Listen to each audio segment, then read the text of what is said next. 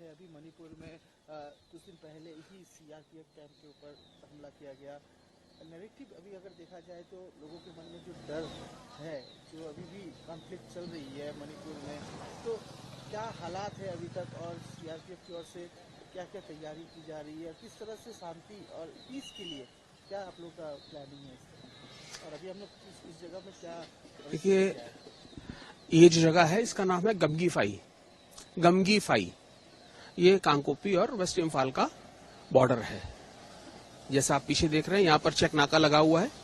यहाँ पर CRPF, Assam rifle, Manipur police के कमांडोज सब लोग मिल करके इस नाके पर रेगुलर चेकिंग कर रहे हैं, ताकि कोई भी अनऑथराइज्ड आदमी, अनऑथराइज्ड प्रोडक्ट, कोई भी इसको क्रॉस ना कर सके और पब्लिक में शांति रहे।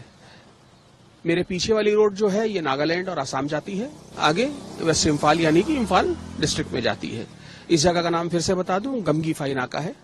यहाँ सीआरपीएफ भी रहती है, असम राइफल भी रहती है, मणिपुर पुलिस के कमांडोज भी रहते हैं, and all are together performing their duties. बाकी गाड़ियों की आवाजाही आप देख ही रहे हैं, you are seeing the smiling faces.